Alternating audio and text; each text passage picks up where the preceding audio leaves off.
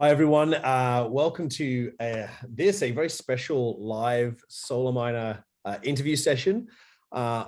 You notice that Brook here is wearing a Hawaiian shirt because he's actually in the summer in the sunshine, calling in from sunny Los Angeles. And so Brook is the Chief Marketing Officer at Redgrid. There's a very close collaboration between IOEN and Redgrid in implementing this project. And we're really excited because Brook is the one who's been taking over Twitter and posting all this amazing footage from LA. So, hey, Brook, how you doing? Hey, Adam, how's it going? Yeah, good. It's cold here. I'm jealous that you guys have got Hawaiian shirts on and you're enjoying the sunshine. It's just beautiful. How's LA been? It's not cold here. It's the opposite. It's been sunny. It's been warm. We're at the beach at 6:30 this morning. It was great.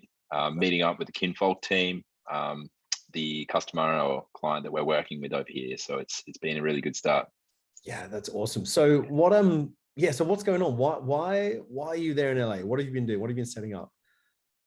So we're setting up a solar miner. So the rig uses excess solar energy to power a Bitcoin mining machine. Why are we here? So we're working with Kinfolk Properties. They're a boutique property developer here in LA. They've got 250 apartments under management, and they've got solar on all of those apartments. So we're rolling out this as a proof of concept, and hopefully looking to scale it to their other developers as well. We think there's a lot of benefits with Solarminer. The value proposition is really strong. There's a low feed-in tariff for Kinfolk at the moment on their solar going into the grid, and as you know, that poses a lot of problems as well with grid volatility. Yeah. So yeah, great.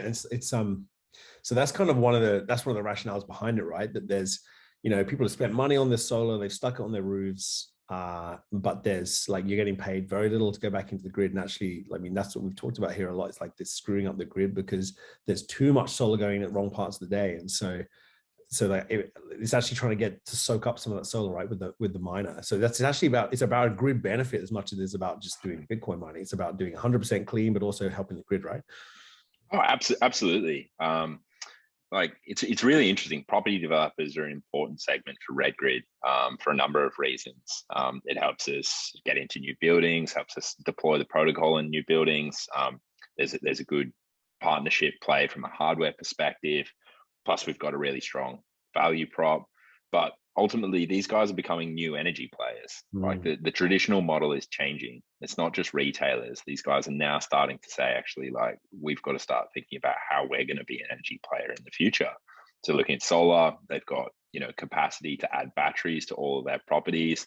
And then they're starting to think, okay, like, how are we going to manage this grid across, our different buildings in LA and across the community as well. So it's super important for a number of reasons, and that solar soaking that you mentioned is a big part of it as well. That's awesome. You're talking about community, and like people who rent these places, right? And a lot of the time, this whole clean energy thing has been around, oh yeah, you have to own your house, you have to buy your own solar and all that kind of stuff. But actually, this is like people who can rent. They just can turn up, they can rent this nice apartment, and they can be in part of this clean economy. And just as you said, the property developers they're trying to like create these new grids and try and be part of the energy system because they can actually play a really significant role and help people who just you don't have to own your home anymore be part of this, right? It's just such a cool property opportunity. Absolutely, like renters can get involved, and that's the beautiful thing. Like the solar miner.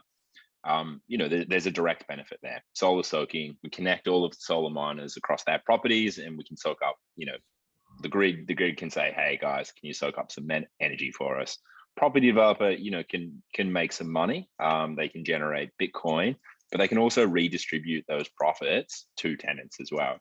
So Kinfolk, for example, looking at this is like, okay, great. Like we've added an extra revenue line to our property. We can now look at things like EV chargers and batteries, and that has a benefit to the residents. So like everyone can start sharing in this. And I think there's a misconception with property developers that they're just numbers driven, but working with Kinfolk has really changed my perspective on that. And they're very, very community driven. Like they're trying to build a community. They're interested in what's happening in the community within Venice and within Santa Monica. and they're looking at things like community batteries and how they're going to play out over the next couple of years. That's really cool. It's like these new players are, because they're building infrastructure and building the fabric of where people live. Like it's so cool that they're seeing that it's not just anymore just like chuck up some apartments and just rent them out. It's like, no, we want to be part of this. We actually like build community, and that has a long-term sustainable revenue benefit for them as well, right? People are happy, they stick around. That's very cool. I think it's really, one of the other parts here is from the ION perspective is that this is a stepping stone, right? Like there's going to be the whole point about the ION protocol is that all these different assets understand each other and can communicate with each other and take action, and we can ledger that and make that really real for anyone who gets a benefit at the end. And the cool thing about this is, as you said, they're thinking about like this Solarminer is just, it's not about just mining Bitcoin. It's about mining some, Bitcoin or other coins that they might need to do. But actually, it's the first implementation of where the ION protocol is going.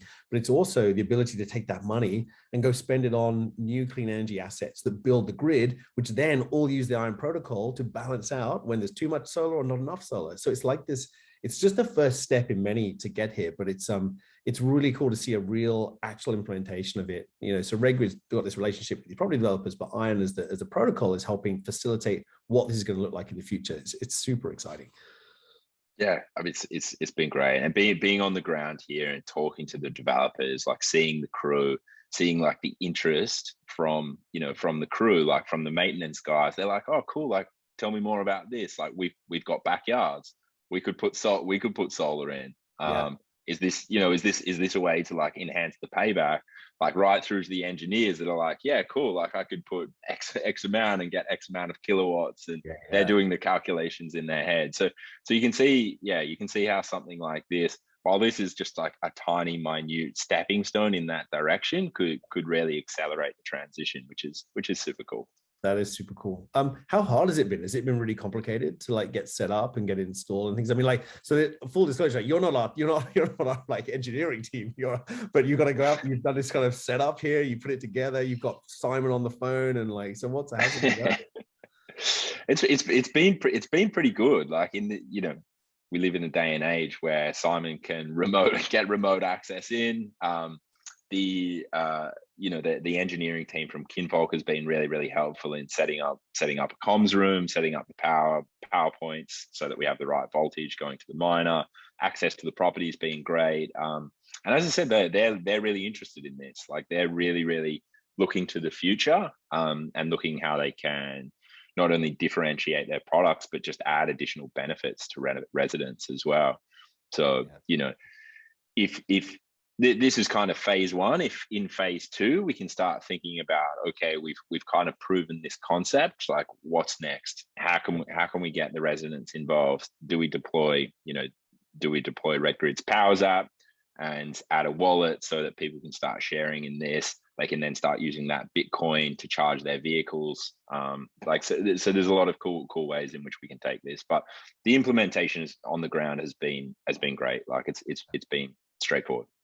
Yeah, that's great. And the exciting thing about this, as you said, is like there's what comes next. And it's sort of, the idea here is these things are holding a wallet. They're being part of the mutual credit system that's going to come through as these other assets come on. And what we can start to see, as you said, like next stage, like this is just a super small pilot, but these next stages are engaging people more fully with what's going on, making sure that that they're seeing where the kind of the upside is on new clean energy technology that can come into the community. So that's super exciting. We've had a few people kind of reach out to us and say, can they implement it at home? Can they put it into practice? And I know from an ION perspective, it's like, well, yeah, absolutely. Like we'll be bringing the protocol and open sourcing that so you guys can sort of play with that and put it together. I guess it's a bit different if you're trying to like sign deals with property developers around the world to get that to happen. But I guess this is the first step where we'll have more information in the future, right? Yeah, absolutely. Like I suppose Redgrid's goal, and from our perspective, like we're trying to get people involved. Like we're trying to help individuals get involved. We think the fastest way we can do that is through B2B channels like property developers and energy retailers. But there's if there's interest and demand from a B2C perspective as well, it's certainly something that we would look at, and certainly something that we consider. Yeah, cool, awesome. And so for everyone who's kind of interested in this, I'm wearing my chief energy officer hat at ION at the moment. Jump into Discord, like let us know on Discord if you're interested in kind of what's happening with Solarminer. If you want to learn more about it, jump in there. It's kind of probably the best place is our Discord channel, Telegram as well. Ping us on Twitter. That's really cool. So that's at ion.tech.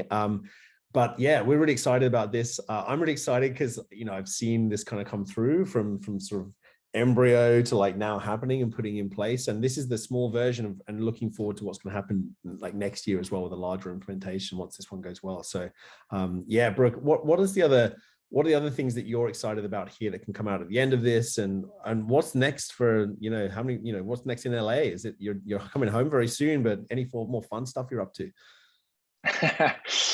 There's always fun in LA, AB. Always fun to be at. So what's next? I mean, like really, kinfolk are interested in, they're interested in sort of making their properties super sustainable. Like that's a goal of theirs. So they're looking at solar, batteries, Solarminer, other Redgrid products. So this we see as the start of a relationship. We hope that it's also a launch pad into the US, so that we can start talking to not just other property developers, but other new energy players, people that are going out and creating embedded networks, energy retailers. There's different legislation changing, and eventually sort of peer-to-peer trading as well. So this is kind of a stepping stone to hopefully a launch pad of things.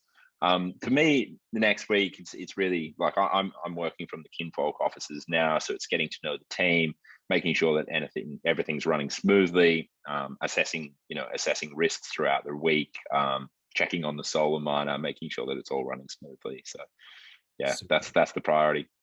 Pretty cool. Awesome. Hey, thanks, Brook. And thanks for finding some time while you're overseas to jump in and have the call. And yeah, it's really exciting. So everyone stay posted, look at the Twitter channel, look at Twitter, look at Telegram, jump in Discord, and yeah, we'll post more updates there, but it's awesome. Super exciting. Thanks, Brook. I really appreciate your time to talk to you. Cool. Thanks, Adam. Thanks, man.